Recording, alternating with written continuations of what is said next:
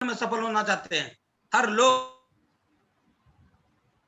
अपने जीवन में सफल होना चाहते हैं। हमें नहीं लगता कि आज इस पैनल पर जितने भी लोग बैठे हुए हैं, लगभग 96 लोग यहाँ पर हैं, अगर हमको हटा दिया जाए तो 95 लोग हैं। 96 में 96 लोग की अगर मैं बात करूं तो हर लोग सफल होना चाहता है। कोई भी व्यक्ति ऐसा नहीं है जो अपने जीवन में सफलता लेना नहीं चाहता, चाहे क्षेत्र कोई भी हो, लेकिन हर आदमी अपने जीवन में सफलता चाहता है। सफलता का मतलब क्या? सफलता का मतलब आम जीवन में जो जीवन वो जी रहा है, एक बेहतर जिंदगी जीने की कामना करता है। जो भी परिवार की जिम्मेदारियां होती हैं उनके कंधे पर, चाहे वो उन बच्चे के माध्यम से हो, परिवार के माता पिता के माध्यम से हो, वाइफ के माध्यम से हो, जो भी जिम्मेदारियां हो, हर जिम्मेदारी को वो अच्छी तरीके से निभाना चाहता है। और जब अपनी जिम्मेदारी को निभाने की बात आती है तो कहीं ना कहीं उस जिम्मेदारी को निभाने के दरमियान हमारे जीवन में जब भी हम किसी सफलता के लिए प्रयास करते हैं तो उसमें हमारा एजुकेशन और हमारा मेहनत बहुत बड़ा रोल निभाता है। साथियों साथियों थोड़ा सा मैं इस स्लाइड के आगे बढ़ने से पहले और सफलता के इस रास्ते को जो आप देख रहे हैं, इस रास्ते पर चलने से पहले मैं जरूर अपने बारे में थोड़ा सा परिचय देना चाहूंगा, क्योंकि आज कहीं ना कहीं बहुत सारे लोग हैं जो जिनसे पहली बार हमारी मुलाकात हो रही है, और पहली बार जब मुलाकात होती है तो इंट्रोडक्शन तो बनता ही बनता है। तो साथियों मैं बताने का प्रयास करूंगा कि मैं किसी बहुत बड़े बैकग्राउंड से नहीं हूँ। एक मध्यम वर्गीय परिवार में मेरा जन्म हुआ। मैं रहने वाला बेगूसराय सर बिहार से हूँ। और अगर पैसे की बात करूं तो मेरे पिताजी जो है छोटा मोटा मेहनत मजदूरी का काम किया करते थे, और उस मेहनत मजदूरी से जो भी कुछ इनकम हुआ करती थी उसी से घर परिवार जिया करता था। साथियों अगर मैं बात करूं तो अगर इनकम की तो बहुत ज्यादा इनकम थी नहीं, और जिसका कारण था कि परिवार बहुत सारी दिक्कत परेशानियों का सामना कर रहा था, लेकिन इसके बावजूद लगातार जिंदगी चल रही थी। और एजुकेशन की बात करूं तो सरकारी स्कूल में हमारी पढ़ाई लिखाई चल रही थी, और किसी तरह प्रयास करके मैं लगातार उसी सरकारी स्कूल से मैट्रिक की मैंने पढ़ाई को किया। मैट्रिक हालांकि मैंने फर्स्ट डिवीजन से पास किया था और आगे भी पढ़ने का मन था। हालांकि पढ़ाई में मैं बहुत ज्यादा तेज नहीं था, बहुत ज्यादा बकलोल भी नहीं था, लेकिन मैं एवरेज था। और मैंने शुरुआत में जब पढ़ाई लिखाई शुरू किया था तो थोड़ा बहुत पढ़ाई में मन लगता जरूर था। तो मैंने मैट्रिक के एग्जाम पास कर लिया फर्स्ट डिवीजन से, और फर्स्ट डिवीजन से पास करने के बाद जब आगे की पढ़ाई करने की बात हुई तो परिवार के हालात बहुत ज्यादा अच्छे थे नहीं, और जिसका कारण ये हुआ कि परिवार में साफ साफ तौर पर मना कर दिया गया कि अगर आपको पढ़ाई करनी है तो आप खुद से आपको पढ़ाई करनी पड़ेगी, हम इसमें आपकी कोई हेल्प नहीं कर सकते। और जब परिवार ने साफ साफ शब्दों में मना कर दिया कि हम आपकी कोई हेल्प नहीं कर सकते, तो हमने पढ़ाई लिखाई को टाटा और गुड बाय कर दिया। और जैसा कि हमारे बिहार में होता है, आप सारे लोगों को पता होगा कि जब कोई आदमी अपने पढ़ाई लिखाई को छोड़ देता है, पढ़ाई लिखाई बंद हो जाती है, तो कहीं ना कहीं जो भी कामकाज उसको मिलता है वो करने की शुरुआत कर देता है। और कामकाज की शुरुआत वो इसलिए करता है क्योंकि जीवन में कुछ जो जरूरतें की होती है उन सारी जरूरत को पूरा करने के लिए कहीं ना कहीं मेहनत तो करना ही पड़ता है, कुछ ना कुछ कामकाज को करना ही पड़ता है, तभी जाके जिंदगी की जरूरत को हम लोग पूरा कर पाते हैं। मेरे साथ भी यही हुआ। परिवार में बहुत सारी चीजों की जरूरत थी, पिताजी अकेले जब काम करते थे तो उनसे जरूरत पूरा होता नहीं था, तो मुझे भी लगा चलो अब पढ़ाई लिखाई तो करना है नहीं, तो चलो परिवार की जरूरत को पूरा किया जाए। तो मुझे जो भी ईमानदारी का काम काज मिला, हालांकि बहुत ज्यादा बड़ा परिवार था नहीं अपना, मिडिल एंड एबव से भी आप नीचे, मिडिल परिवार से भी, मध्यम वर्गीय परिवार से नीचे आप बोल सकते हैं, लेकिन परिवार में संस्कार कभी गलत मिले नहीं थे, कभी कोई गलत काम करने के बारे में जानकारी मिली नहीं थी। तो हमेशा जो भी ईमानदारी का कामकाज मिला, मैंने उस कामकाज को करने की शुरुआत कर दी। और धीरे धीरे मैं जब कामकाज करने की शुरुआत किया तो लगातार काम करते चला जा रहा था, लेकिन कुछ समझ में नहीं आ रहा था, क्योंकि सपने बड़े थे, जीवन में कुछ करना चाहता था, मौका मिल नहीं रहा था। और जब मौका मिल नहीं रहा था तो इसी क्रम में मैं एक बार अपने सर बिहार को छोड़ के दूसरे राज्य में बंगाल भी चला गया, और बंगाल में मैंने 2 साल एक अपने ही परिचित के फैक्ट्री में मैंने 2 साल एज ए सुपरवाइजर वहां पर भी काम किया। लगातार 2 साल वहां काम करने के बाद भी बहुत ज्यादा कुछ समझ में आया नहीं, और जब बहुत ज्यादा कुछ समझ में आया नहीं तो वापस फिर मैं अपने सर बेगूसराय सर बिहार ही आ गया। और यहाँ पर आके मैंने टेलीफोन की एक छोटी सी टेलीफोन बूथ से मैंने शुरुआत की। और उस टेलीफोन बूथ में जब मैंने दुकान खोला तो मैं जब लगातार उस दुकान को चलाने लगा तो आपको जान के आश्चर्य होगा कि मैं उस टेलीफोन बूथ में लकड़ी के कटघरे से मैंने शुरुआत किया था। लकड़ी के कटघरे में मैंने टेलीफोन बूथ खोला था, और मैं सवेरे 5 बजे दुकान खोल देता था और रात में 12 बजे तक दुकान को खोल कर रखता था। 12 बजे 1-1 बजे तक मैं दुकान को खोल कर रखता था। रात 12 बजे के बाद जब मैं दुकान बंद करता था तो मैं घर नहीं जाता था, मैं उसी दुकान में सो जाया करता था। मैं पूरे दिन में सिर्फ एक बार किसी समय घर में सिर्फ फ्रेश होने के लिए जाता था, किसी को बैठा उठा के, बाकी मैं अपना 24 घंटा 23 घंटा लगभग मैं अपने दुकान को दिया करता था। वहीं खाता था, वहीं सोता था, जी तोड़ मेहनत करता था, क्योंकि परिवार में इतनी ज्यादा गरीबी को देखा था ना, जिंदगी में इतनी सारी जरूरत जो थी वो पूरी नहीं हुई थी, तो गरीबी नाम की बीमारी को जड़ से मिटा देना चाहता था और लगातार मेहनत कर रहा था। लगातार मेहनत करते करते 2004 में मैंने टेलीफोन बूथ से शुरुआत किया और उसी 6-7 के दरमियान आईटी टेक्नोलॉजी के दिन मोबाइल फोन का लॉन्चिंग हुआ। और जब मोबाइल फोन लॉन्च किया तो हमारे पास उतने पैसे तो थे नहीं, तो फिर भी किसी तरह जुगाड़ उगाड़ करके मोबाइल फोन का थोड़ा बहुत एसेसरीज मैंने उस लकड़ी के कटघरे में टेलीफोन जो बूथ था मेरा उसी में मैंने लाके बेचना शुरू किया। मेहनत किया, मेहनत करने का शुरू से ही आदी था। 5 बजे दुकान खोलना, रात में 12 बजे तक दुकान को खोले रखना, ये मेरी नियति बन गई थी। हालांकि आप इसको मेरा मेहनत बोले या मेरी मजबूरी भी बोल सकते हैं। मजबूरी इसलिए कि आप सारे लोगों को पता होगा कि कोई भी व्यक्ति टेलीफोन बूथ जब चलाता है तो ऐसा नहीं है कि वो शौक से इतना इतना देर दुकान खोल कर रखता है। मजबूरी होती है दुकान खोलना। क्यों मजबूरी होती है? क्योंकि जिस समय टेलीफोन बूथ का चलन था, आप लोगों को याद होगा, सवेरे 8 बजे के पहले पैसा थोड़ा कम लगता था और रात में 8 बजे के बाद पैसा थोड़ा कम लगता था, जब लोग अपने शहर से बाहर कॉल क्या करते थे। तो मेरे साथ में मजबूरी थी कि दुकान खोल के रखना। तो आप इससे मेरा मेहनत भी बोल सकते हैं या फिर मेरी मजबूरी भी आप बोल सकते हैं। साथियों, लगातार मैं यही सिलसिला चलता रहा। वक्त आया 2011 में मैंने थोड़ा बहुत जो पैसा कमाया था उस पैसे से अपने सर में उस लकड़ी के कटघरे से निकल के मैंने एक बढ़िया सा दुकान, बहुत बड़ा दुकान मैंने लिया और अपने शहर बेगूसराय में मैंने उस समय का मोबाइल का सबसे बड़ा होलसेल की दुकान को मैंने खोला। जब मैंने मोबाइल की होलसेल की दुकान को खोला और जी तौर मेहनत करने लगा, मैं और जी तौर मेहनत करने लगा। बढ़ता है 2012 में मैंने एक दूसरा मोबाइल का होलसेल का और दुकान उसी शहर में खोल दिया। दो मेरी होलसेल की दुकान हो गई, जिंदगी मजे में कटने लगी और मेहनत करने लगा। बढ़ता है 2013 और 2013 में मैंने एक और होलसेल की मोबाइल की दुकान खोल दी साथी। 2013 तक में मेरे पास 3 मोबाइल की होलसेल की दुकान हो गई। उस तीनों दुकान में अगर बात करूं तो मेरी मदद करने के लिए मैंने दुकान में लगभग 25 से 30 स्टाफ रख लिए। 50 से 70 लाख का इस बीच में दुकान में इन्वेस्टमेंट हो गया और हर महीने इनकम की बात करूं तो लाख, 1.25 लाख, 1.5 लाख मैं महीने का वहां से कमाने लगा। साथियों, बताते हुए बहुत खुशी होती है, इसी बीच में मेरी शादी भी हो गई, मेरे 3 बच्चे भी हमारे पास आ गए। जिंदगी काफी मजे में चल रही थी, काफी मजे में कट रही थी, कहीं कोई दिक्कत परेशानी नहीं था। लेकिन साथियों, अचानक 2015 में एक हमारे परिचित हमारे पास आते हैं और हमको कहते हैं कि राजकुमार जी, एक सिस्टम है, एक संस्था है और इस संस्था में जीवन में एक बार आप शॉपिंग करके और यहाँ पर आप 4 साल कम करके 10 लोगों की टीम बना के आप यहाँ से 50 लाख कमा सकते हैं और सप्ताह का 2 लाख कमा सकते हैं। जब उन्होंने इस सारी बातों को बताया तो मुझे कहीं से बिलीव नहीं हुआ, भरोसा नहीं हुआ मुझे कि सही में यहाँ से सप्ताह का 2 लाख कमाया जाता है। लेकिन साथियों, जिस तरह से आप सारे लोग जो अभी यहाँ पर हैं, कहीं ना कहीं आपके जीवन में भी जब ये दिन आया होगा तो आपने भी क्या सोचा होगा कि चलो एक शॉपिंग कर लेते हैं, काम होगा तो ठीक है, नहीं होगा तो कोई बात नहीं, पैसा देंगे सामान मिल जाएगा, जैसा अक्सर सब लोगों के साथ होता है और इसके कारण से लोग खरीदारी कर लेते हैं। मेरे साथ भी यही सेम घटना हुई। मुझे भी लगा चलो यार 3 होलसेल की दुकान है, महीना का लाख, 1.25 लाख, 1.5 लाख का इनकम है, ये वो सामान खरीद लेंगे तो जीवन में कौन सा बड़ा भूचाल आ जाएगा। चलो सामने वाले व्यक्ति का बात तो रह जाएगा, बात रही काम करने की तो करने मन होगा करेंगे, नहीं मन होगा नहीं करेंगे। इसी तरह मैंने एक शॉपिंग कर ली। शॉपिंग करने के बाद सामान आया, थोड़ा सा भरोसा बढ़ा और जब भरोसा बढ़ा तो एक मैं जरूर बताना चाहूंगा कि मत बहुत बड़ा कुछ किस्मत था कि जिन्होंने मुझे ज्वाइन कराया था ना, ज्वाइन कराने के बाद उन्होंने मेरे साथ में जब काम काज करने की शुरुआत की तो मेरे पास समय का बहुत बड़ा दिक्कत था। आप लोगों के पास भी दिक्कत होगा क्योंकि मैं सवेरे 5 बजे दुकान खोलता था, 12 बजे मैं दुकान बंद करता था।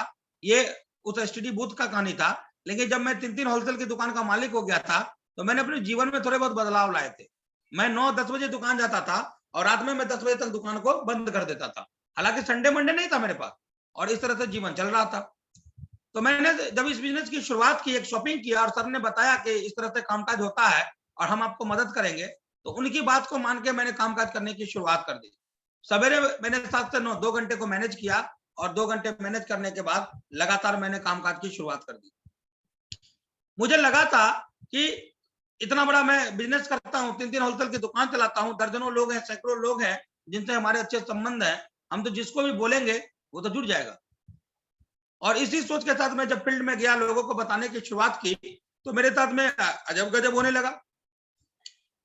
जो लोग हमको अपने घर पर बुलाते थे, जो हमको नाश्ता चाय पानी करवाते थे, जब पूरा प्लान देखते थे, मना तो नहीं करते थे लेकिन बोलते थे कि ठीक है, सोच के बताते हैं, थोड़ा सा घर में समझ लेते हैं, बुझ लेते हैं। और जब इस तरह से उन्होंने, कुछ लोगों ने बोला, तो बड़ा अंदर से मन उदास हो गया। हमको लगा ये मेरे मतलब का काम नहीं है क्या, हमसे ये काम सब नहीं होगा क्या।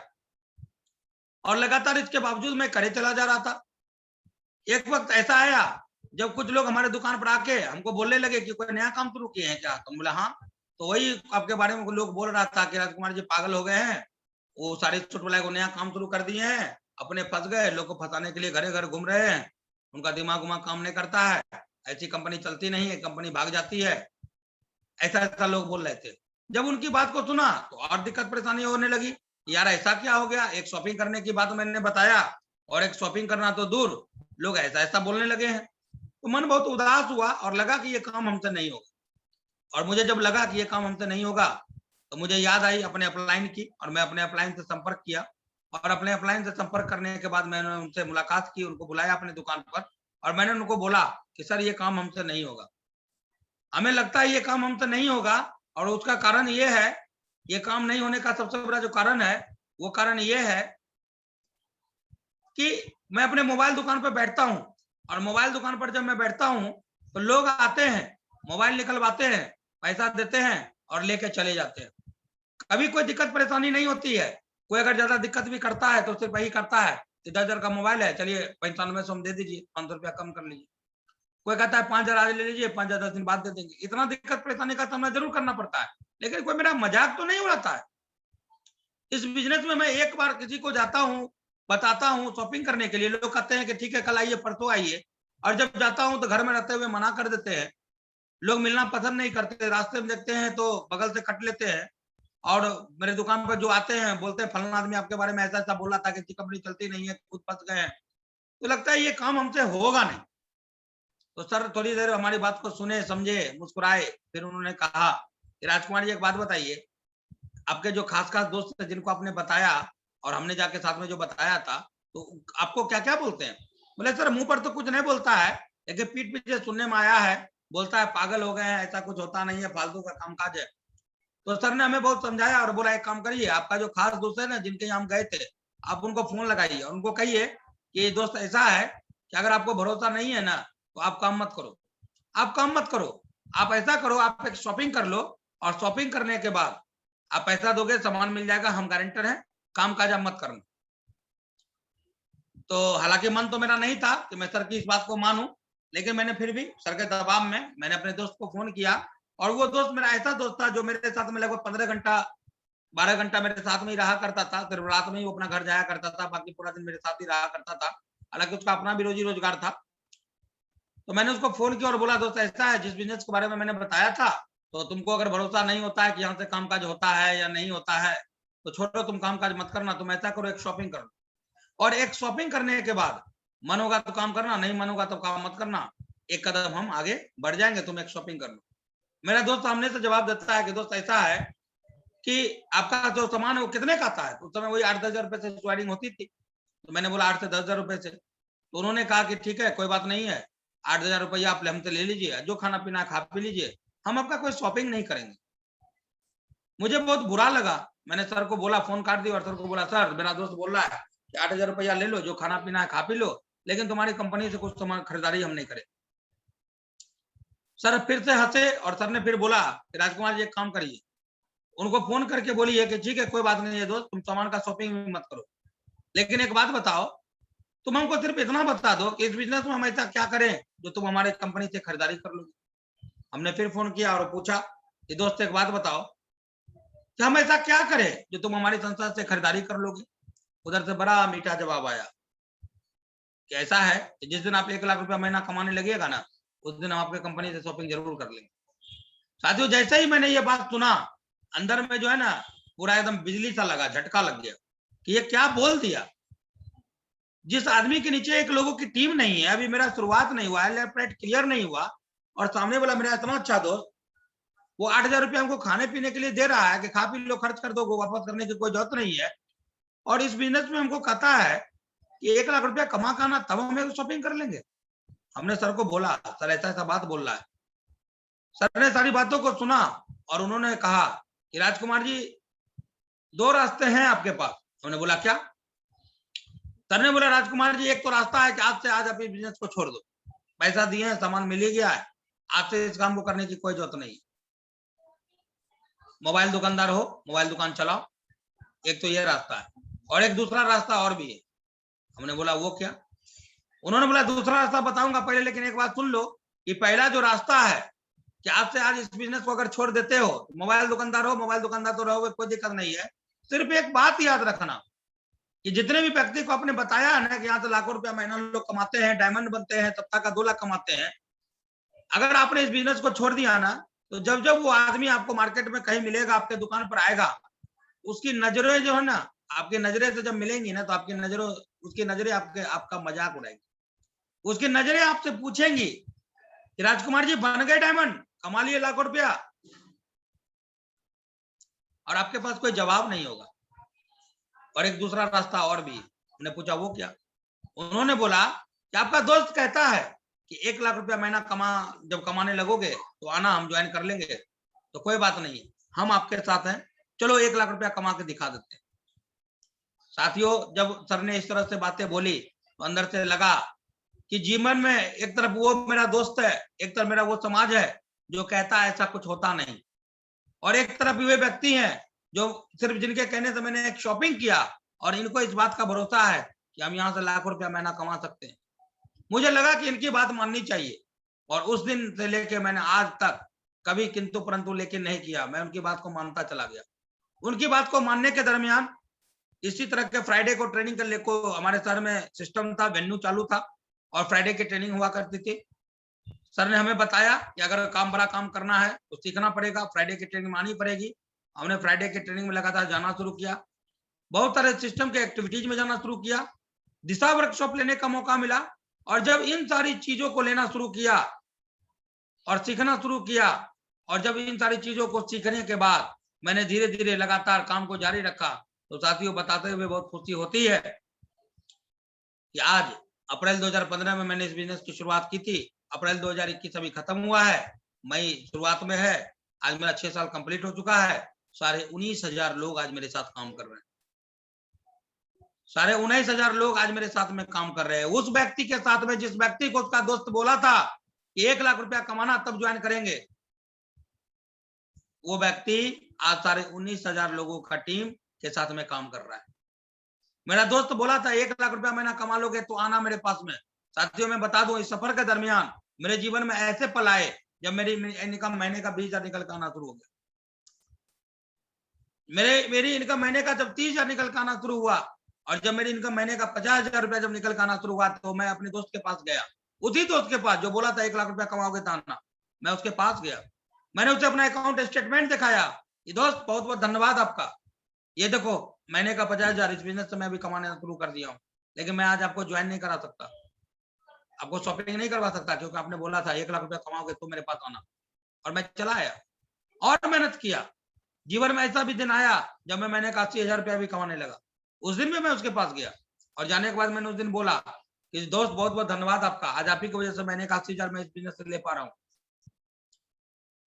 लेकिन मैं आज भी आपको ज्वाइन नहीं करा सकता, लेकिन जिस दिन मैं महीने का 1 लाख रुपया यहाँ से कमाना शुरू कर दूंगा आपको जरूर ज्वाइन कराऊंगा। उस दिन में मैं वापस आ गया, और जीवन में एक दिन ऐसा भी आया जब मैं इस बिजनेस से महीने का 1 लाख रुपया भी कमाने लगा, और जब मैं 1 लाख रुपया महीना कमाना शुरू कर दिया, उस दिन भी मैं उस व्यक्ति के पास गया, अपने दोस्त के पास गया, और जाकर मैंने उसे अपना अकाउंट स्टेटमेंट दिखाया और बोला कि दोस्त बहुत बहुत धन्यवाद, आज आपके वजह से महीने का 1 लाख रुपया कमा रहा हूं, लेकिन आज भी मुझे माफ कर देना, मैं आपको ज्वाइन नहीं कराऊंगा, क्योंकि दोस्त उस समय मुझे आपकी जरूरत थी, आज मुझे आपकी कोई जरूरत नहीं है। साथियों, मैं आपसे जानना चाहता हूं, एक तरफ मेरी टीम थी जिसकी वजह से मुझे लाखों रुपए महीने आने शुरू हो गए थे, और एक तरफ मेरा वो दोस्त था जिसने कहा था 1 लाख रुपया कमाना तब आना तब ज्वाइन कर लूंगा। मैं आपसे जानना चाहता हूं, मेरी ड्यूटी ज्यादा किधर बनती है? उस व्यक्ति को ज्वाइन करा के उसके साथ फील्ड में जाके कामकाज करने की शुरुआत करने की ड्यूटी ज्यादा थी, या जिन टीम के कारण मेरा लाखों रुपया महीना का इनकम आ रहा था उस टीम के साथ काम करने का ड्यूटी मेरा ज्यादा?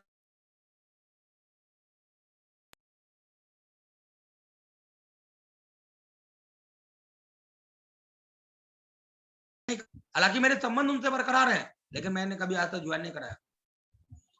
आज अगर टोटल अचीवमेंट की बात करूं तो जिस बिजनेस पर मुझे भरोसा नहीं था, आज दुनिया में हर आदमी कोई भी काम करता है ना, ऑन चॉइस काम करता है।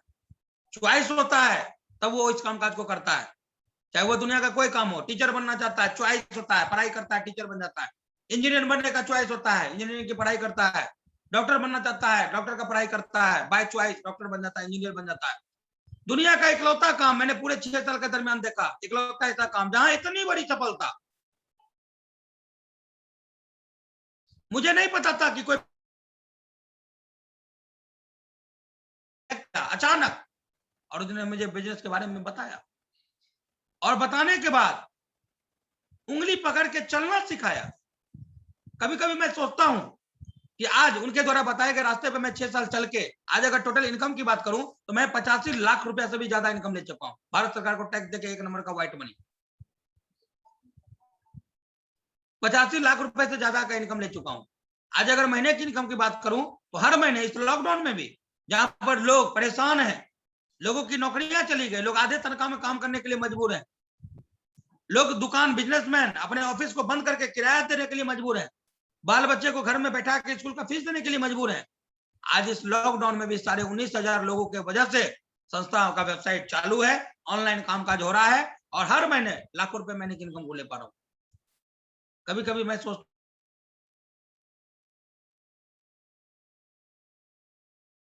उन्होंने मुझे बोला एक शॉपिंग कर लो, मैंने उनकी बात को मान के शॉपिंग कर लिया, पैसा मैंने कंपनी को दिया, उनको तो दिया नहीं। लेकिन सिर्फ एक व्यक्ति जो मुझे शॉपिंग करवाया, उसने मुझे क्या दिया? उसने अपने जीवन के आज तक अपने बेहतरीन टाइम हमको दिया। मुझे शॉपिंग कराने से उनको उस समय 500 रुपया जरूर मिला होगा, लेकिन उस 500 रुपए के बदले उन्होंने क्या दिया? अब सोच के देखिए, मैंने तो पैसा कंपनी को दिया था, सबको दिया था, मैंने अपने सीनियर को तो नहीं दिया था। लेकिन मेरे सीनियर ने इस बिजनेस में उंगली पकड़ के यहां तक का सफर तय करवाया। ये सिस्टम की ताकत है, और हम सारे लोग इसी चीज को कभी कभी समझ नहीं पाते। आज 85 लाख रुपए जो मेरे जीवन में इनकम यहां से आया, पिछले 6 साल में जो मैंने कमाया, आज यहाँ के लिए गई आमदनी से साथियों अगर मैं बताऊं तो मैं पिछले 2004 से जब मोबाइल का दुकान मैं खोला था, 2019 तक मैं किराए की दुकान में रहा करता हूँ, और मेरा घर जो था, अपने पिताजी का पैतृक अगर घर को हटा दें तो मैं खुद जहां रहा करता था वो किराए का था। 2019 तक मेरे पास अपने इनकम से घर नहीं हुआ। हाँ, जीवन अच्छा खासा चल रहा था, मैं खाने पीने में कोई दिक्कत परेशानी नहीं थी। लेकिन आप ही सोच के देखिए, बिजनेसमैन का जो पैसा होता है वो बिजनेसमैन का हाथ में होता है क्या? बिजनेसमैन का पैसा उसके बिजनेस में घुसा हुआ होता है। दुनिया भर के खर्चे होते हैं, हर समय नए नए मेल पुराने पड़ते हैं, तब जाके मार्केट में आप टिके रहते हैं। तो जो भी मैं पैसा कमाता था ना, मेरा पैसा मेरे बिजनेस में ही घुसा रहता था। मैं कभी अपना खुद का मकान नहीं ले पाया, किराए का मकान, किराए की दुकान रहा करता था। लेकिन थैंक्स सेफ्टॉप सिस्टम, 6 साल काम किया, और यहाँ के लिए गई आमदनी से साथियों मैंने सबसे पहले एक छोटा सा अचीवमेंट लिया। हालांकि छोटे मोटे अचीवमेंट तो बहुत सारी चीज मैंने ली, बहुत सारी चीज लिए, जो भी जिंदगी की जरूरत की चीजें थी, चाहे सिस्टम के कामकाज को लेके हो, चाहे जीवन से जुड़े हुए कामकाज को लेके हो, बहुत सारे छोटे मोटे अचीवमेंट लिए। लैपटॉप लिया, बाइक जो होता है बाइक लिया, घर में एसी लिया, फ्रिज लिया, कूलर, टीवी, जितना भी जरूरत का चीज होता है, यहाँ की आमदनी से देते आमदनी आती गई, मैं लेता चला गया। लेकिन बड़ा अचीवमेंट की बात करूं तो सबसे पहला अचीवमेंट, मैंने अपने शहर बेगूसराय में 20 लाख रुपए की 2000 स्क्वायर फीट की एक प्रॉपर्टी मैंने अपने नाम से ली, पहला अचीवमेंट। दूसरा अचीवमेंट, मैंने अपने बच्चे के लिए 10 लाख रुपए की एक कार ली। तीसरा मेरा बड़ा अचीवमेंट, मैंने अपने ही स्तर में 40 लाख रुपए का 2 BHK का फ्लैट मैंने लिए। और भी अचीवमेंट की अगर बात करूं तो इस बिजनेस के माध्यम से जिस हवाई जहाज को नीचे से कभी देखा करता था, जब ऊपर से गुजरा करता था तो नीचे से देखा करता था, सपना हुआ करता था कि कभी हवाई जहाज में भी बैठने का मौका मिलेगा। साथियों आज पिछले 6 साल में पता नहीं, याद नहीं है कितने बार हवाई जहाज में बैठा हूंगा, कितने बार हवाई जहाज से उतरा हूंगा। एक एक दिन में तो 3-3 बार हवाई जहाज में प्लेन बदलने का मौका दिया इस बिजनेस में। लगातार 7 बार इंटरनेशनल टारगेट को क्वालिफाई किया, 2 बार थाईलैंड का टूर करके आया, रशिया रूस घूम के आया, स्पेन घूम के आया, अभी पेरिस और स्विट्जरलैंड का टारगेट क्वालिफाई होकर रखा हुआ है। ये लॉकडाउन नहीं होता तो पेरिस और स्विट्जरलैंड भी घूम के आ गया होता।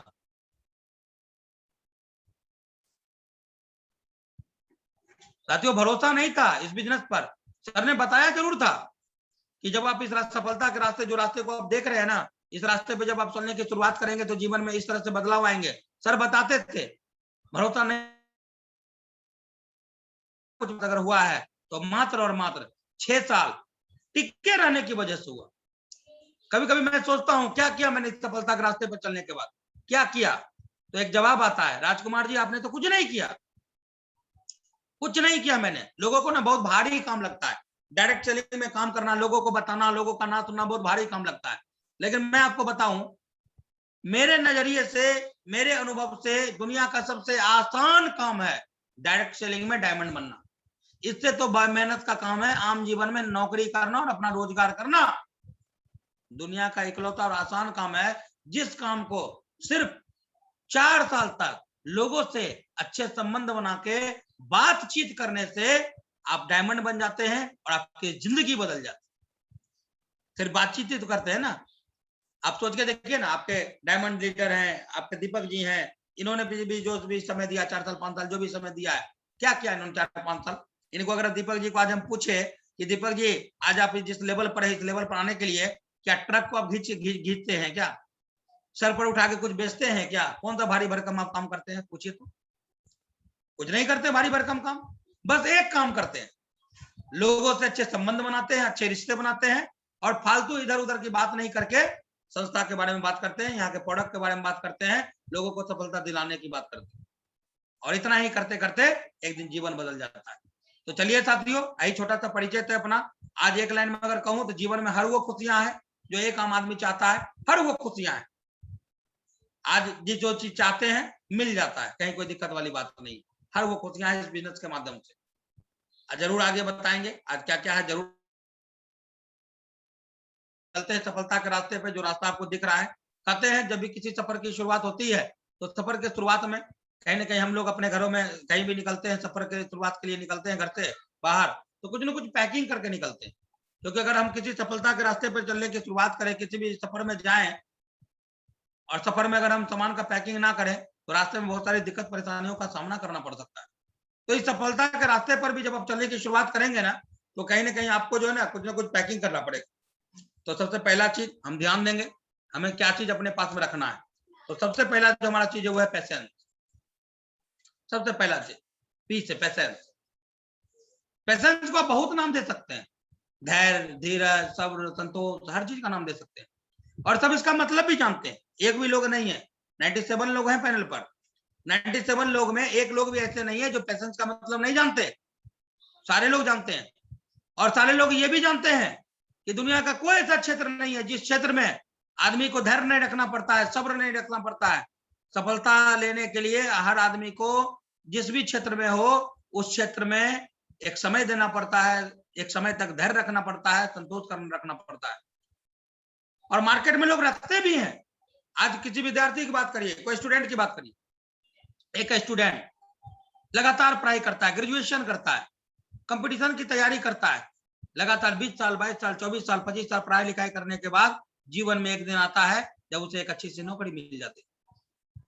22 से 25 साल तक वो वेट करता है, पेशेंसफुली धैर्य पूर्वक पढ़ाई लिखाई करते हुए रहता है और तब जाकर उसे एक नौकरी लगती है। एक किसान को देखिए, खेत को सींचता है, बीज डालता है, 6 महीने तक फसल पकने का इंतजार करता है। एक पिता को देखिए, एक माता को देखिए, कोई बच्चा धरती पर जब आता है और धरती पर आने के बाद वो बच्चा जब चलने की शुरुआत करता है तो माता पिता धैर्य पूर्वक 1.5 साल 2 साल वेट करता है। जब बच्चा चलने की शुरुआत करता है तो पहले खड़ा होता है, सीधा खड़ा होता है, गिरता है, पड़ता है, तो 1.5 से 2 साल वेट करता है। एक बिजनेसमैन को देखिए, लाखों लाख रुपया लगा के, कोई 10 लाख रुपया दुकान में लगा देता है, कोई 20 लाख, कोई 25 लाख, कोई 30 लाख, कोई 50 लाख, कोई 1 करोड़, कोई 2 करोड़, कोई 5 करोड़। इतना इतना पैसा का इन्वेस्टमेंट करने के बाद भी सब बिजनेसमैन, दुकान अगर चले शुरू में चले या ना चले कोई फर्क नहीं पड़ता है, धैर्य पूर्वक अपने दुकान को लगातार ईमानदारी से दुकान पर जाते हैं, दुकान से आते हैं। दुनिया का कोई ऐसा क्षेत्र नहीं है जिस क्षेत्र में लोगों को धैर्य और पेशेंस नहीं रखना पड़ता। लेकिन साथियों, अगर डायरेक्ट सेलिंग की मैं बात करूं ना, तो इस बिजनेस में जब लोग जुड़ते हैं ना, तो जुड़ने के बाद उनके साथ सबसे बड़ा चीज क्या होता है पता है? आज उन्होंने 10,000 रुपया लगाया, एक शॉपिंग किया, 2-4-10 आदमी को बताया, 2-4-10 आदमी को बताने के बाद 2-4-10 लोग अगर थोड़ा सा मना कर दिया, टीम नहीं बनी, चेक 2-4 सप्ताह नहीं बना, तो उनको लगता है ना ये काम हमारे बस का नहीं, ये काम ढंग का नहीं है, ये काम अच्छा नहीं है, ये काम हमारे मतलब का नहीं है, ये फालतू काम है, ये बेरोजगार लोगों का काम। साथियों एक बात मैं बता दूं कि काम अगर अच्छा नहीं होता, काम अगर ढंग का नहीं होता, अगर इस काम में लोग सफल नहीं होते, तो संस्था पिछले 20 साल से काम कर रही है। आज लाइन लगा के हजारों की संख्या में डायमंड नहीं होते, आज लाइन लगा के हजारों की संख्या में लोग लाखों रुपया महीना नहीं कमाते, आज हजारों लोगों के करोड़ों के मकान नहीं होते, और हजारों लोगों के पास लाखों की गाड़ियां नहीं होती। अगर सिस्टम में कोई दिक्कत होता तो दिक्कत हमारे साथ होता है, हम पेशेंस ही नहीं रख पाते।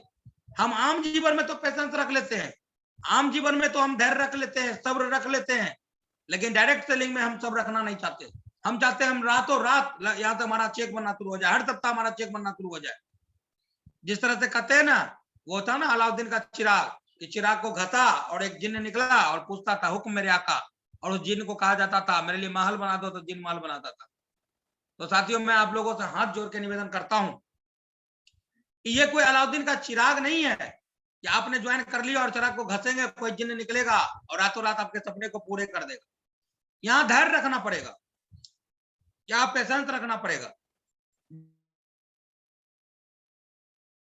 ज्यादा दिन नहीं रखना है। मैं ये नहीं कहूंगा बहुत ज्यादा दिन रखिए, नहीं, लेकिन कम से कम 3 से 4 साल आपको धैर्य पूर्वक काम करना पड़ेगा, अपने अपलाइन को फॉलो करना पड़ेगा, अपने सिस्टम की बात को माननी पड़ेगी और सीखना पड़ेगा। अगर इन सारी चीजों को पेशेंसफुली आप 3 से 4 साल लगातार टिके रहेंगे, डटे रहेंगे, तो विश्वास करें कन्फर्म आप यहां से डायमंड बनेंगे, कन्फर्म आप यहां से डायमंड बनेंगे। दुनिया में ऊपर वाले का लाभ है, कोई नीचे की कोई ऐसी ताकत नहीं है जो आपको डायमंड बनने से रोक सकती है, लेकिन 3 से 4 साल का वक्त देना पड़ेगा। और मैं कहता हूं आप इस मीटिंग को नोट कर लीजिए, मेरी आवाज को रिकॉर्ड कर लीजिए। एक भी व्यक्ति जो डायरेक्ट सेलिंग में काम करता हो, जो सबसे बिजनेस में काम करता हो, आप पता कर लेना, टीवी के माध्यम से पता कर लो, फोन के माध्यम, न्यूज के माध्यम से कहीं भी पता कर लो। अगर कोई व्यक्ति ये बोले कि मैंने सिर्फ तो संस्था में काम किया है और मैं 4 साल लगातार काम किया, मैं ईमानदारी से ट्रेनिंग में आया, ईमानदारी से अपने अपलाइन की हर बात को माना, मैंने ईमानदारी से हर चीज को फॉलो किया और मेरा आज 4 साल हो गया और मेरा यहाँ से कुछ नहीं हुआ, आप मुझे उस आदमी से मुलाकात करवा दो, मैं सबसे बिजनेस छोड़ दूंगा, नहीं करूंगा, मैं सबसे बिजनेस छोड़ दूंगा। एक भी आदमी मुझको मिलवा देना जो आदमी ईमानदारी से इस बात को बोलने के लिए तैयार हो कि मैंने 4 साल लगातार मेहनत किया और मैंने कामकाज किया। आपको लोग जरूर मिलेंगे और ऐसे ऐसे लोग मिलेंगे ना जो बिजनेस में जुड़ जाएंगे, लेकिन जुड़ने के बाद कोई 1 महीना में छोड़ देगा, कोई 10 दिन में छोड़ देगा, कोई 5 महीना में छोड़ देगा, कोई साल भर में छोड़ देगा। साथियों ये बिजनेस शॉर्ट टर्म का बिजनेस नहीं है, ये लॉन्ग टर्म बिजनेस है, ये लॉन्ग टर्म बिजनेस है, लंबे समय का बिजनेस है।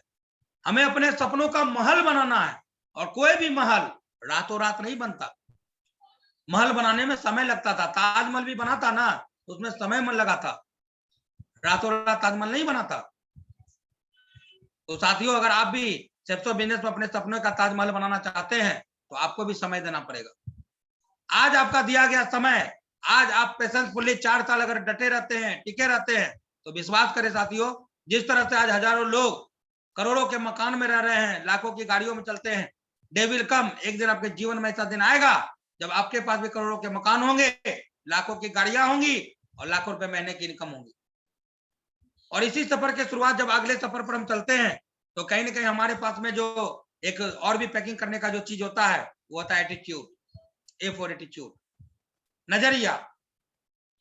जब कोई व्यक्ति इस बिजनेस को पहली बार देखता है और बिजनेस को देखने के बाद जब बिजनेस में जुड़ जाता है और उसे हम अपने अपलाइन से मिलाते हैं या कोई डायमंड टीम का वीडियो दिखाते हैं या कोई भी सिस्टम के बड़े लीडर से मिलवाते हैं, बात करवाते हैं, वो अंदर से पूरा एक्साइटेड हो जाता है। और एक्साइटेड होने के बाद उसका जो नजरिया होता है ना, वो नजरिया क्या होता है ना, उसको लगता है कि यही तो वो रास्ता है जहां से हम अपनी गरीबी को मिटा सकते हैं, आने वाले समय में अपने हर सपने को पूरा कर सकते हैं। और इस नजरिए से वो कामकाज करने की शुरुआत कर देता है, वो फील्ड में जाता है, लोगों को बताने की शुरुआत करता है, अपने सगे संबंधी को बताने की शुरुआत करता है, अपने मित्र को बताने की शुरुआत करता है।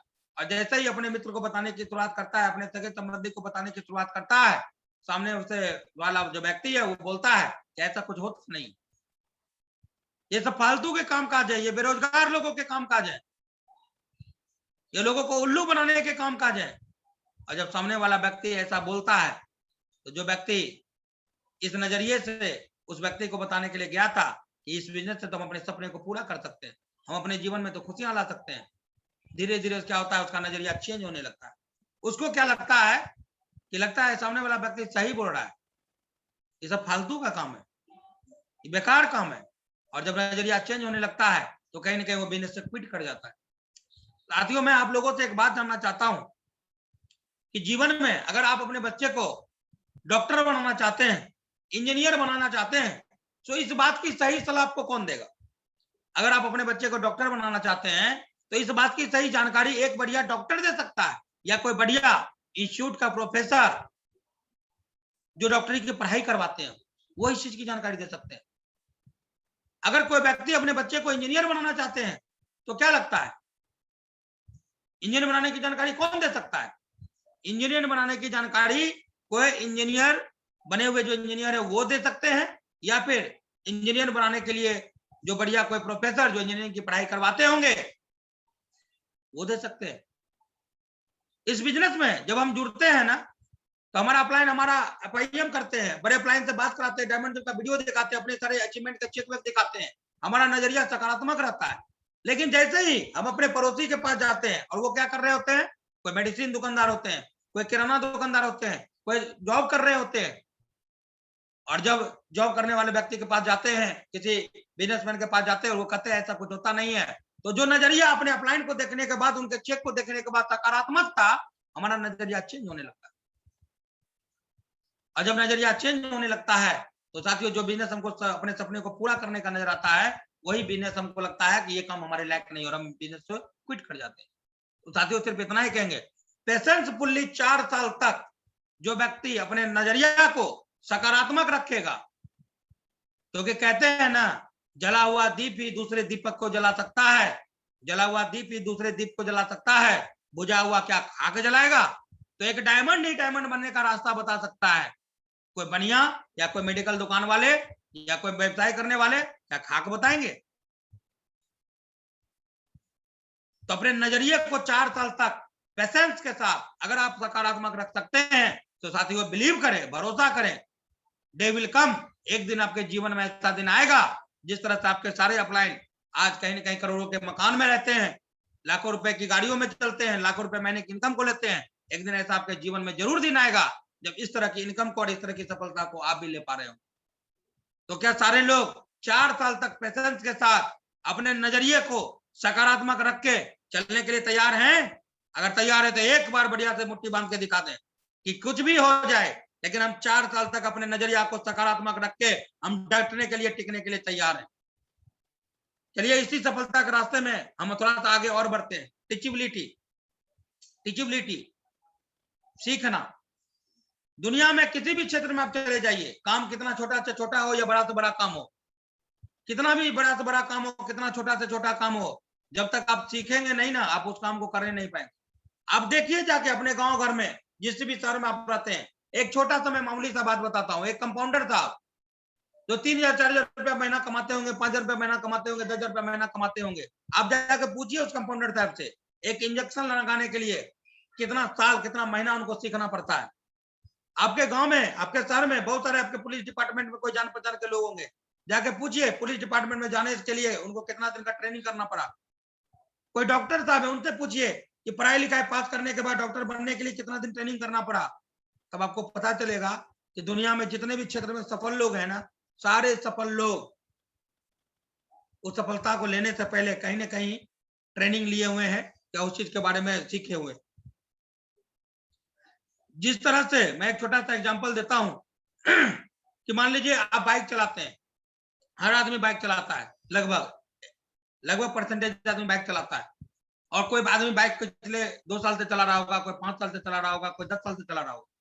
मैं आप लोगों से सिर्फ एक बात जानना चाहता हूं कि कोई व्यक्ति अगर 10 साल से बाइक को चला रहा है, एक ही बाइक को चला रहा है, तो उस बाइक के बारे में तो नस नस को जान गया होगा। कोई 5 साल से किसी बाइक को चला रहा है, एक ही बाइक को चला रहा है, तो उस बाइक में होने वाली सारी गतिविधियों को तो वो जान गया होगा। 5 साल कोई बाइक को, अगर एक ही बाइक को कोई आदमी चला रहा है, 10 साल से एक ही बाइक को चला रहा है, तो इसका मतलब है उस बाइक के रग रग से, नस नस से आप लोग वाकिफ हो गए हो। लेकिन इसके बावजूद अगर उस बाइक का इंजन सीज कर जाए, इंजन खराब हो जाए, तो क्या आप इंजन बना देंगे? जवाब आएगा नहीं, नहीं बना पाएंगे। आप 10 साल से बाइक चला रहे हैं, 10 साल से उस बाइक को डेली पोंछते हैं, डेली साफ करते हैं, चमकाते हैं, डेली उस पर बैठकर 100 किलोमीटर यात्रा करते हैं, लेकिन अगर इंजन सीज कर जाए तो आप उस बाइक को नहीं बना सकते। साथियों, मैं भी वही बताने का प्रयास कर रहा हूं। जिस तरह से 10 साल पुरानी वो जो बाइक जो आपके घर में है ना, वो बाइक 10 साल लगातार चलाने के बावजूद आप उसको ठीक नहीं कर सकते, लेकिन अगर कोई मैकेनिक उस बाइक के खराब इंजन को ठीक करने की कलाकारी आपको सिखा दे, समय जो लग जाए, महीना भर लग जाए, 2 महीना लग जाए, 3 महीना लग जाए, जो समय लग जाए, अगर कोई आपको कलाकारी सिखा दे और आप सीख जाएं, तो क्या लगता है, तो क्या लगता है आप सीख के अपने बाइक के इंजन को बना सकते हैं कि नहीं बना सकते हैं? कितने लोग सहमत है मेरी बात से कि अगर हमारे बाइक का इंजन खराब हो जाए और उस बाइक के इंजन को बनाने की कलाकारी को हमको सिखा दिया जाए तो हम सीख सकते हैं, बना सकते हैं? जो लोग सहमत है एक बार हाथ उठा दें। सारे लोग सहमत हैं कि अगर हमारी बाइक खराब हो जाए और हमको पहले से इंजन बनाना सिखा दिया जाए और हमारी बाइक खराब होगी तो हम बना लेंगे। और मैं एक बात बोलना चाहता हूं कि वो जो बाइक की इंजन जो खराब हो गई और उसको बनाने की कलाकारी आपको सिखा दिया गया, आप सीख गए, अब उसी तरह का खराब 10 को बाइक आपको लाके दे दिया, तो 10 को बाइक अगर खराब जिसका इंजन है वो 10 बाइक लाके दे दिया जाए और आप एक बाइक को बनाने की कलाकारी सीख गए हैं, तो 10 बाइक बनाइएगा कि नहीं बनाइएगा? एक बार जवाब दीजिए हमको। जिनको लगता है बना सकते हैं हाथ उठा दीजिए, जिनको लगता है नहीं बना सकते हैं हाथ नीचे करिए। देखिए सारे लोग हाथ उठा रहे हैं। सारे लोगों को लगता है कि अगर एक इंजन को बनाने की कलाकारी सीख गए तो 10 को बाइक ला के देगा तो भी बना देंगे।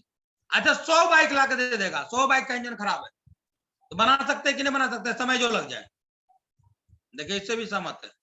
तो साथियों मैं सिर्फ इतना बताने का प्रयास कर रहा हूं उस बाइक के इंजन के माध्यम से कि इस बिजनेस में भी हम लोग गलती क्या करते हैं कि जुड़ने के बाद हमको लगता है दुए लोग तो ज्वाइन कराना है, दुए लोग तो ज्वाइन कराना, राह चलते फोन उठाते हैं, हेलो श्याम, अरे एगो बिजनेस ज्वाइन किए हैं, एगो साड़ी लेना है, सूट लेना है, और सप्ताह का 2 लाख आएगा, मारता होगा तो पड़ाक फंस गया, अब गाल पकड़ के बैठल।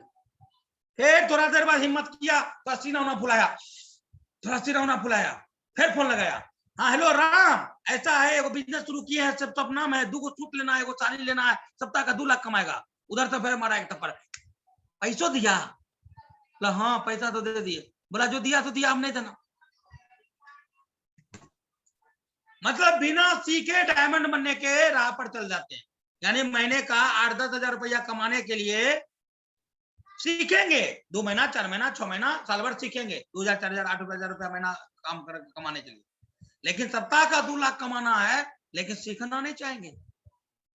तो साथियों जिस तरह से मैंने उदाहरण दिया ना कि बाइक का इंजन है, वो खराब इंजन को अगर आप सीख लेते हैं ठीक करना, तो आप 10 गो बाइक को भी ठीक कर देंगे, या 100 बाइक को भी ठीक कर देंगे, 1000 को भी ठीक कर देंगे। इस बिजनेस में भी अगर एक आदमी को ज्वाइन कराने की कलाकारी को अगर आपने सीख लिया ना, तो साथियों आप विश्वास करें, आप 10 को भी ज्वाइन करा लेंगे, 100 को भी ज्वाइन करा लेंगे, 1000 को भी ज्वाइन करा लेंगे। लेकिन हम सीखते क्यों नहीं है? हम सीखते इसलिए नहीं है कि हम लोग सब हैं पीएचडी होल्डर, हम लोग सब हैं एमबीए। एमबीए का फुल फॉर्म मुझे बहुत आता है। पीएचडी होल्डर का मतलब जो रोजगार आप कर रहे हैं, नौकरी में हैं, तो उस क्षेत्र का सारा जो नॉलेज है तो उसका पीएचडी होल्डर आप हैं कि नहीं? आप अगर अपना खुद का रोजी रोजगार कर रहे हैं, बिजनेस कर रहे हैं, 10 लोग को खटा रहे हैं, तो उस बिजनेस का पीएचडी होल्डर आप हैं कि नहीं है? उस बिजनेस का नॉलेज आपके पास है कि नहीं है? अब एक बात बताइए, ऑलरेडी हम 10 साल से रोजगार कर रहे हैं, 10 साल से हम नौकरी कर रहे हैं और पहले से पीएचडी होल्डर हैं, तो सिर्फ सब किस चिरैया का नाम है। देखो 22 साल का आदमी आपको आता है, 25 साल का आदमी ज्वाइन करा लेता है, 40 साल का आदमी को बोलता है फ्राइडे के ट्रेनिंग में आइए, दिशा चलिए, डायमंड टिप चलिए, ग्रुप मीटिंग में आइए। वो हमको सिखा रहा है कि यहाँ से कैसे आप डायमंड बनेंगे। अब 40 साल का आदमी है, 25 साल का आदमी है, पूरा जीवन तो यूनिवर्सिटी में पढ़ाई करके गुजार दिए, बचल कुछ 10 साल अपना रोजगार में नौकरी में गुजार दिए, इतना सब सीख गए, एक बाद वो कहता है सब में सीखो, सब में सीखो, तो दिमाग एक्सेप्ट नहीं करता है। क्यों? क्योंकि हर आदमी के पास जो है ना अपने ज्ञान का जो है ना चाबी का गुच्छा भरा है, अंदर में चाबी का गुच्छा भरा पड़ा है। मैं छोटा सा एग्जांपल देता हूँ। एक बार हुआ क्या था, एक परिवार था और वो जो परिवार है ना, वो परिवार गया था पिक्चर देखने 6 से 9। तो शाम में 6 में पूरा परिवार पिक्चर देखने चला गया, तो पूरा घर को लॉक करके चला गया। जब घर को लॉक करके चला गया और पिक्चर देख के आया 9 बजे रात में, 10 बजे आया घर में, तो जो घर का मालिक था ना, जो अपना जेब में हाथ डालता था, देखता है घर का जो चाबी वाला गुच्छा था वो गायब है, रास्ते में कहीं गिर गया। अब चाबी का गुच्छा गायब। अब करे तो करे क्या? अब परेशान, चाबी तो है नहीं, घर खुलेगा कैसे? तो 2 रास्ते थे उसके पास, या तो ताला तोड़ दे, या सोचा क्या कि थोड़ा सा पड़ोसी अगल बगल में, ताला तो तोड़ने पड़ेगा, लेकिन उससे पहले क्या करते हैं, तनी सा मांग के देखते हैं किसी का चाबी से कहीं खुल जाए। संजोग से बगल वाला पड़ोसी के पास गया, तो उसे चाबी का डिमांड किया। वो क्या किया पड़ोसी, अपना पूरा चाबी वाला गुच्छा उसको दे दिया। चाबी वाला गुच्छा लेके वो पूरा खुश होके गया, अब लगाया अपने ताला में। पहला खोला नहीं खुला, दूसरा खोला नहीं खुला, तीसरा खोला नहीं खुला, इसी तरह चौथा खोला नहीं खुला। लास्ट में जब अंतिम चाबी बचा ना, भगवान का नाम लेके, अल्लाह ईश्वर सब नाम उम लेके लास्ट वाला चाबी घुसाया, ओकरो तो नहीं खुला। तो इससे क्या मैसेज गया उस मकान मालिक के पास में, कौन बताएंगे? कौन मैसेज गया? इस बात से ये मैसेज गया कि भाई मेरे ताले का चाबी, मेरा ताला मेरे ही चाबी से खुलेगा। अगर मेरा ताला पड़ोसी का चाबी का गुच्छा लाए और लगाया तो उसको नहीं खुला, तो इस बात से तो एक मैसेज आ गया ना दिमाग में कि मेरा जो ताला है ना, मेरे ही चाबी से खुलेगा, या ये ताला अपनी ही चाबी से खुलेगा। उसी तरह इस बिजनेस में हमेशा मैं आपको बता दूं, ठीक है आप पीएचडी होल्डर है, उम्र के अच्छे पड़ाव पर है, खूब नॉलेज है, लेकिन आपके पास श्रीमान अपने रोजगार का नॉलेज है, अपने बिजनेस का नॉलेज है, अपने नौकरी का नॉलेज है, अपने पढ़ाई लिखाई का नॉलेज है। अगर सेप्सो बिजनेस में डायमंड बनना चाहते हैं, सही में लाखों रुपया महीना कमाना चाहते हैं, तो ये चाबी वाला गुच्छा है ना, अगल बगल में नदी नाला कुछ मिलता है ना, तो जाके वहां डाल दीजिए, वहां जाके डाल दीजिए नदी नाला में, और सिस्टम का दिमाग से काम करिए। सिस्टम जो कहता है उसको कहिए, उसको करने का प्रयास करिए। अपलाइन जो कहता है उसको करने का प्रयास करिए। हमारे सत्येंद्र सर कहते हैं, चलिए सर के मुंह से नाम निकला है तो एक बार तालियां बजा दीजिए सर के लिए। सर कहते हैं, सर के टीम में एक डायमंड है, तो वो राजस्थान के डायमंड है, तो वो ज्यादा पढ़े लिखे नहीं है, सब्जी बेचते हैं। तो वो सब्जी जब बेचते हैं ना, तो उनके बारे में सर कहते हैं कि वो जब स्टेज पर आते हैं, वो डायमंड है राजस्थान के, तो वो एक ही बात बोलते हैं। तो लोग उनसे जब ये स्टेज पर आते हैं मीटिंग में, तो वो कहते हैं कि हमने इस बिजनेस में कछु कियो हो ना कियो हो, बस एक काम हम कियो हो, वो काम कियो हो कि ये दिमगवा है ना, दिमगवा एकरा खूटी पर टांग दियो और इस सिस्टम का दिमगवा ले लियो, बन गए वो डायमंड।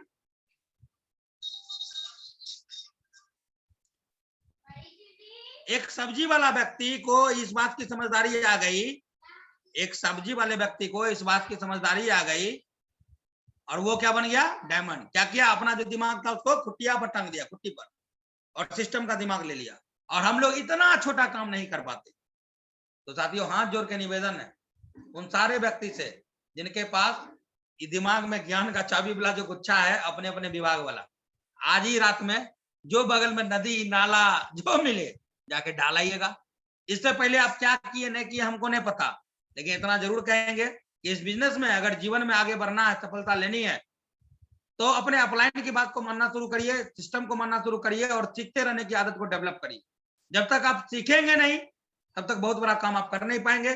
कहते हैं कि सीखा हुआ व्यक्ति जो होता है ना, वो साइकिल हाथ छोड़ के भी चलाता है, और जो नहीं सीखा हुआ है ना, उसको साइकिल दे दीजिए ना, तो लगेगा हेलीकॉप्टर पर चढ़ने के बराबर। तो सारे लोगों से हमारा रिक्वेस्ट है कि आप सीखने के लिए तैयार हैं?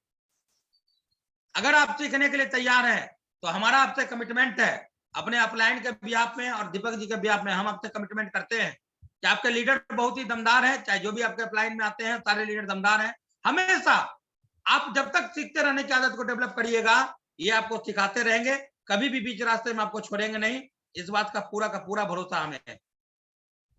चलिए, अगले जब रास्ते पड़ाव की ओर हम बढ़ते हैं, तो हमारा आता है होनेस्टी, ईमानदारी।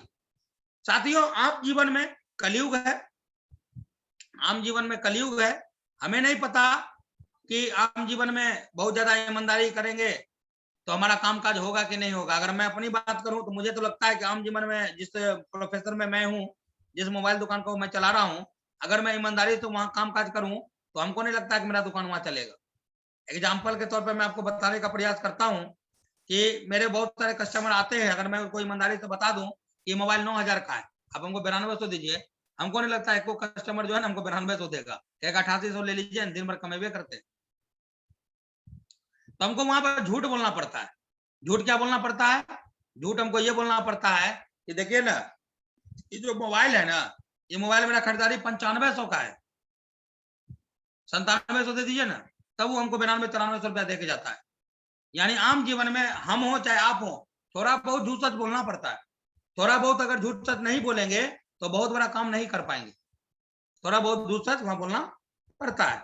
लेकिन साथियों विश्वास करें, ये जो बिजनेस है ना, ये प्योर ईमानदारी का बिजनेस है। अगर इस बिजनेस में थोड़ा भी अगर आपने झूठ सच बोला तो विश्वास करें साथियों, आपका बिजनेस नहीं चलेगा। क्योंकि यहाँ पर ईमानदारी हमें अपने आप से करनी पड़ती है।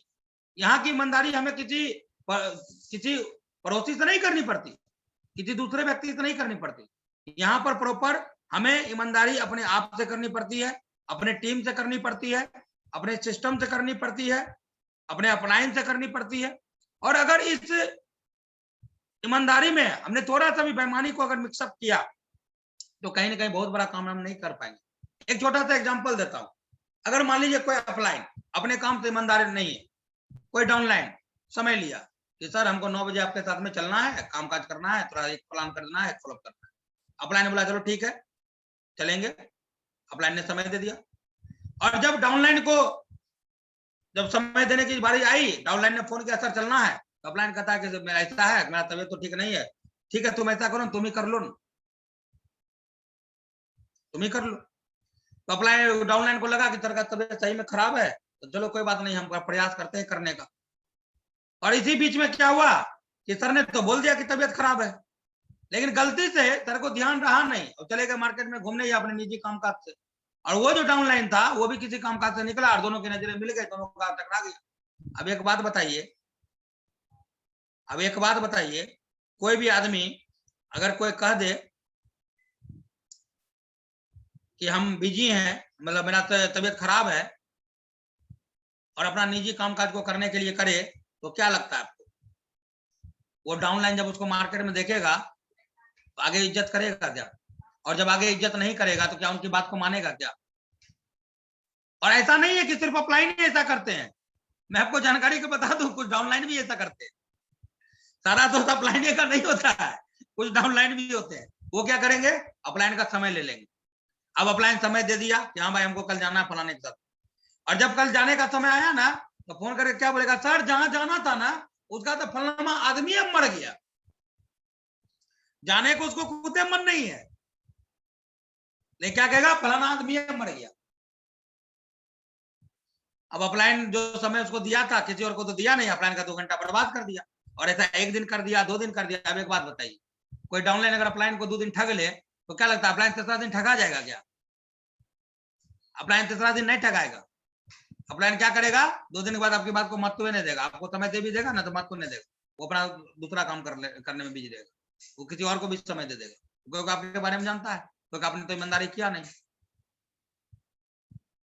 साथियों यहाँ पर हमें सिस्टम से ईमानदारी करनी पड़ती है। सिस्टम के हर एक्टिविटी में अपलाइन फोन नहीं करेंगे, ये हमारा खुद का बिजनेस है, ये हमारा खुद का बिजनेस है, पड़ोसी का नहीं है। डायमंड बनने का निर्णय हमने लिया है, आपने लिया है। अपने परिवार को एक बेहतर जिंदगी देने का निर्णय आपने लिया है। अपने बच्चे को एक अच्छा एजुकेशन दिलवाने का जिम्मेदारी आपने लिया है, आपके पड़ोसी ने नहीं लिया है। ईमानदारी भी आपको ही दिखानी पड़ेगी। और ईमानदारी कौन दिखाता है? ईमानदारी दिखाता है एक बिजनेसमैन अपने बिजनेस से। क्यों दिखाता है? वो इसलिए दिखाता है कि वहां पर लॉस का डर होता है। एक पान का दुकानदार का मैं एग्जांपल देता हूँ, छोटा सा पान का दुकानदार, वो कितना ईमानदार होता है अपने पान दुकान से। सवेरे 5 बजे वो उठता है, नहा सुना के अपने दुकान पर जाता है, और नहा सुना के दुकान पर जाने के बाद दुकान खोलता है। दुकान के आगे 10 मीटर का एरिया में झाड़ू मारेगा, पहले 10 मीटर आगे दुकान के आगे का एरिया में झाड़ू मारेगा, पानी छिटेगा, पानी पटाएगा, झाड़ू मारेगा। और पानी पटाने के बाद, झाड़ू मारने के बाद दुकान का हर जितना भी रहेगा ना सामान, चॉकलेट, बिस्किट, बइया जो रहेगा सबको कपड़ा से पोछेगा, और उसके बाद भगवान को अगरबत्ती दिखाएगा, तब पलती मार के बैठेगा, और रात में बस 12 बजे 11 बजे घर जाएगा। एक पान का छोटा सा दुकानदार इतना ईमानदारी दिखाता है। क्यों? क्योंकि उस पान के दुकानदार को पता है कि अगर 5 बजे भोर में, 6 बजे भोर में दुकान नहीं जाएंगे ना तो बगल वाला पान का दुकानदार खोल देगा ना, तो भड़का वाला जो मेरा कस्टमर है दूसरे यहाँ जाकर पान कर। अपने नुकसान से बचने के लिए वो इतना ईमानदार होता है। एक नौकरी वाला व्यक्ति 9 बजे की ड्यूटी होगी ना, 8:45 में 8:50 में बिना अपने बॉस के आए फोन नहीं आएगा। देखें कभी कोई प्राइवेट नौकरी में किसी को नौकरी करने वाले व्यक्ति को वहां तो ऑफिस से फोन आता है, जी 9 बजने वाला है, आप आ जाइए ड्यूटी पर। ऐसा होता है कभी सुने? सब ईमानदारी से 9 बजे ड्यूटी होगा ना, 8:50 में जाके गेट पर पहुंच जाएगा। और 10,000 20,000 30,000 वहां से मिलेगा ना, उसके लिए पूरा दिन जी सर, यस सर, जी सर, यस सर करेंगे। इतना ईमानदारी करते हैं। लेकिन जहां पर सप्ताह का 2 लाख कमा सकते हैं, तो हम सिस्टम से कितना ईमानदार है। अभी फ्राइडे की ट्रेनिंग हो रही है, फ्राइडे की ट्रेनिंग हो रही है। अभी 97 लोग थे, पहले 100 लोग थे, अभी 92 लोग बचे हैं, 8 लोग। अभी पत्नी उनको ही बोल दी होगी, है जी ऐसा करिए ना, कद्दू ले आइए ना। ये 8 गो लोग जो है ना कद्दू लाने चले गए, ये 8 गो लोग कद्दू लाने चले गए, क्योंकि ट्रेनिंग जरूरी नहीं है। यहां पर ईमानदारी जरूरी नहीं है, कद्दू ईमानदारी से लाना है, क्योंकि कद्दू नहीं आएंगे तो खाना कैसे बनेगा। तो डायरेक्ट सेलिंग में लोग सफलता लेना चाहते हैं, लाखों रुपया महीना इनकम कमाना चाहते हैं, लेकिन ईमानदारी कितना? कद्दू से ईमानदार रहेंगे, लेकिन सिस्टम से ईमानदार नहीं रहेंगे। तो भाई जो आदमी कद्दू से ईमानदार रहिएगा, तो लाखों रुपया महीना आपको थोड़े आएगा। जो सिस्टम से ईमानदार रहेगा उसी को लाखों रुपया महीना आएगा। तो ईश्वर भी तो सबको चेक करिए के देता है ना। ईश्वर तो कहता है तथा तो सबको मैं दे दूं, लेकिन वो तो चेक करिए के देगा ना, सबको कैसे दे देगा। तो सिर्फ इतना ही कहेंगे साथियों, आम जीवन में थोड़ा बहुत झूठ सच जो भी आप बोलते हैं, हमें नहीं पता, कलयुग है, थोड़ा बहुत बोलना ही पड़ता है। लेकिन सब बिजनेस में आए हैं, डायरेक्ट सेलिंग में आए हैं, तो अपने अपलाइन के प्रति, अपने सिस्टम के प्रति, अपने डाउनलाइन के प्रति पूरा ईमानदार बनने का प्रयास जरूर करिए। यहाँ पर थोड़ा सा भी अगर बेईमानी मिक्स कर दिया ना, तो बहुत बड़ा काम नहीं कर पाइएगा। साथियों ये चारों चीज थी जो हमें कहीं ना कहीं पैकिंग करके अपने पास रखना पड़ता है सफलता के इस रास्ते में। जब इस चारों चीजों को लेकर थोड़ा सा आगे बढ़ते हैं, तो कुछ और भी